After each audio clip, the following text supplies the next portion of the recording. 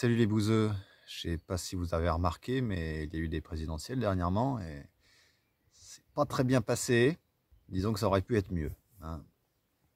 Aujourd'hui, je fais juste un format vlog sans avoir un texte très préparé. J'avais pas tellement envie. Mais on va parler de l'abstention, hein, et du vote contre Le Pen, c'est-à-dire le vote pour Macron. J'aimerais commencer tout d'abord par dire que s'il y a des gens de gauche qui n'arrivent pas à passer le cap de voter contre Le Pen, c'est-à-dire de voter pour Macron, évitez, si vous êtes pour un vote Macron, hein, que vous défendez ça pour des raisons dont on parlera après, évitez de les culpabiliser, hein, ça génère juste du conflit inutile. Je pense que ça serait bien de rappeler que les premiers responsables euh, d'un vote Le Pen sont ceux qui votent Le Pen.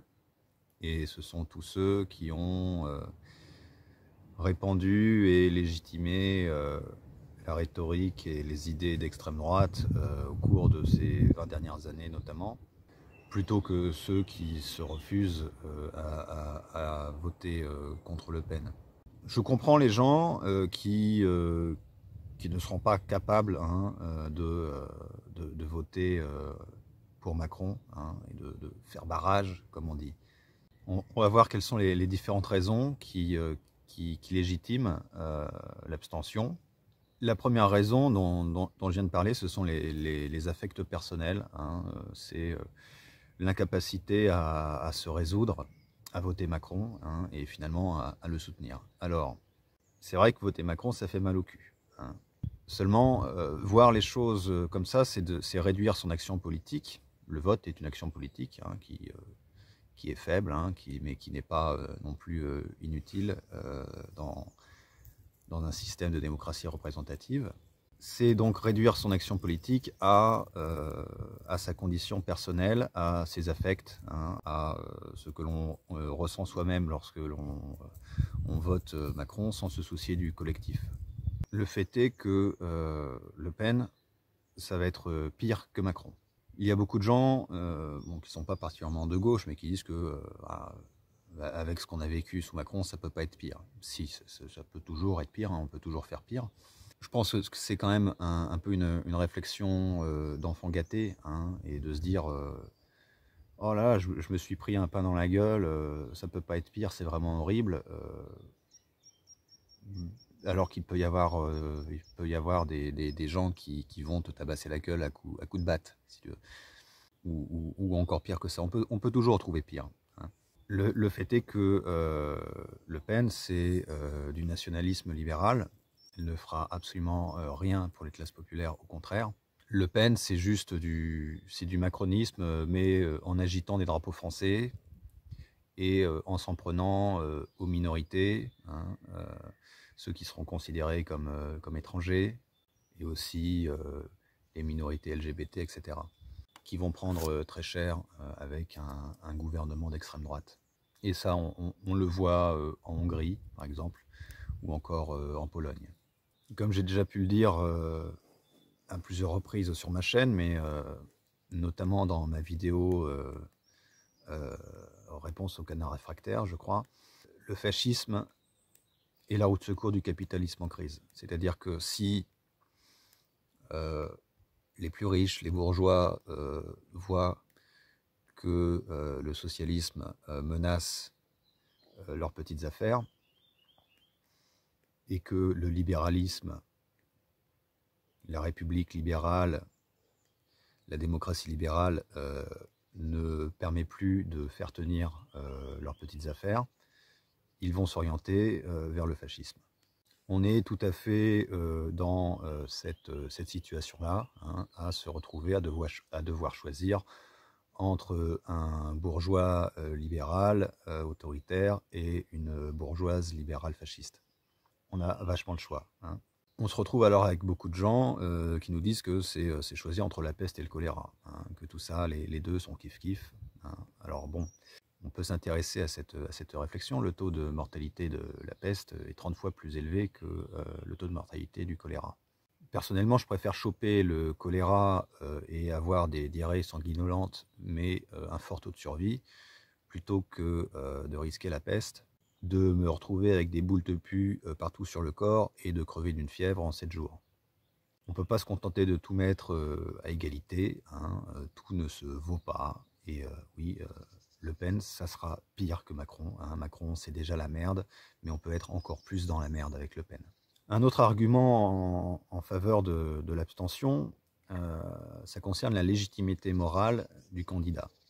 L'idée, c'est que moins il y a de gens qui soutiennent un candidat, moins le candidat élu a de voix, et moins il sera légitime moralement.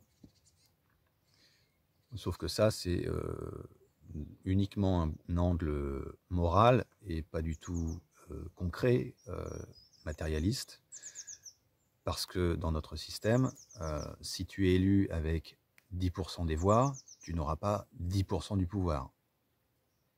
Quel que soit le résultat de l'élection, celui qui est élu, il a le pouvoir, point. Et il a 100% du pouvoir et il peut faire tout ce qu'il veut.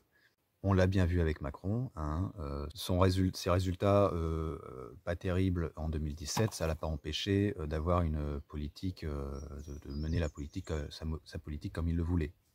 Et ça marche dans les deux sens. C'est-à-dire que voter Macron ne le rendra pas plus dangereux politiquement, ça ne le rendra pas plus légitime. Hein. Qu'il ait 10% ou 50% ou 70% des voix, des suffrages exprimés, ça ne changera rien à sa politique. Par contre, ça réduira le risque d'avoir pire, c'est-à-dire d'avoir Le Pen. De la même façon, donc, s'abstenir ne le rendra pas moins dangereux. Il y a un autre argument qu'on retrouve chez les abstentionnismes, c'est le fantasme du peuple révolutionnaire. Hein. Soit, s'il y a un fort taux d'abstention, les gens se révolteront. Non, ça c'est... je vous mets un lien dans la description de la chaîne de Wissam sur l'abstention. Les gens sont globalement trop attachés aux institutions, hein, pour se révolter comme ça, juste pour une histoire de taux de participation. Hein. Je n'appelle pas à voter Macron, hein, parce que, comme d'habitude, je considère que vous faites ce que vous voulez. Hein, comme j'ai dit au début, je ne me permettrai pas de juger les gens, soit ceux qui votent Macron ou ceux qui s'abstiennent, qui n'y arrivent pas. Dans les deux cas, essayez de rester cool, hein, de ne pas mettre la responsabilité de ce qui va se passer sur ceux qui ont voté Macron ou ceux qui n'ont pas voté Macron. La responsabilité revient avant tout à celles et ceux qui possèdent le pouvoir, hein, et qui nous ont conduits dans cette situation. Les gens qui votent ou qui s'abstiennent essayent juste de limiter la casse. Hein. Pour les gens qui appellent à voter Macron, je le redis, ne soyez pas trop casse-couilles, ne culpabilisez pas les gens qui n'y arrivent pas. Et je vous propose quelque chose, hein, c'est de pousser les gens qui veulent voter Le Pen à l'abstention.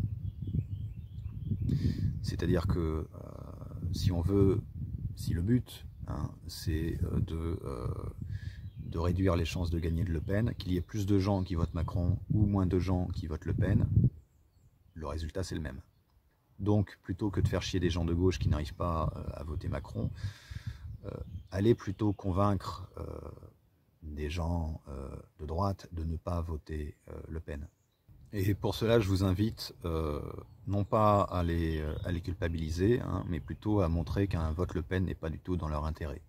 Il devrait être évident que des gens qui sont prêts à voter Le Pen, si on leur dit « Ah, mais un vote Le Pen, ça va être la merde pour les étrangers, pour les immigrés, pour les musulmans, pour les LGBT, ça va être la merde pour eux. » Eux, ils s'en foutent. Hein.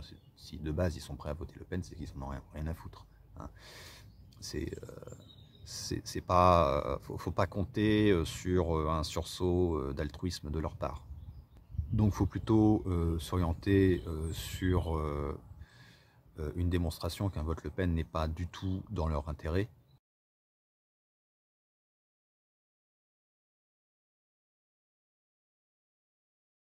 qu'un vote Le Pen, ça conduit à un gouvernement libéral nationaliste qui va uniquement renforcer les entreprises françaises sur le prétexte qu'elles sont françaises, mais absolument rien faire pour les travailleurs français. Ce gouvernement se contentera de prétendre agir pour les travailleurs français, mais en s'en prenant à d'autres. Alors que bon, c'est pas en t'en prenant aux musulmans que tu vas mettre du pain sur la table des Français. Hein. Ça n'a absolument aucun intérêt. Donc en conclusion, je pense que le seul argument en faveur de l'abstention, c'est de convaincre des lepénistes de s'abstenir. Ça peut être une stratégie intéressante. Voilà, bon, je pense que j'ai tout dit. Maintenant, on va faire un petit tour. Je vais vous montrer mon tas de bois. Je rappelle juste que, bon, ça me plaît pas de le dire. Hein. Ça me plaît pas de le dire, mais ouais, je considère que les abstentionnistes ont tort, là. Voilà. Et pourtant, habituellement, moi, je suis plutôt... je suis pas trop dans le délire des élections, tout ça, hein, mais bon, il faut savoir être pragmatique, hein, aussi. Il faut savoir faire la part des choses et regarder la situation politique de façon un peu concrète. Hein. Et le fait est que bah, ça me fait chier de le dire, hein. Vraiment, ça m'emmerde de le dire, mais les arguments en faveur de l'abstention ne tiennent pas la route. Voilà. À part, évidemment, pour convaincre les lepénistes à ne pas voter. Ça, par contre, là, c'est intéressant. Bon, allez, je vais vous montrer mon travail de ces dernières semaines. Donc là, c'est ma première rangée de bois destinée au séchage. C'est du bois vert que je laisse sécher. Il y en a une partie qui devrait être prête pour l'hiver prochain. Les plus petits, je pense. Comme ça, je pense que l'hiver prochain, ça devrait être prêt, je pense. Là, voilà, là j'ai quelques bûches qu'il faut que je fende. C'est beaucoup de charme hein, que je fais. J'ai éclairci un pré, le bord d'un pré qui était un peu trop à l'ombre. Et ça empêchait le tracteur de passer aussi à cause des branchages. Et donc il a fallu couper plein d'arbres. Là c'est les plus gros. Là c'est la deuxième rangée avec les plus gros qui seront prêts pour dans 2 ans au moins, peut-être même 3. Je verrai bien. Là c'est des rondins qu'il me reste à débiter. Et là,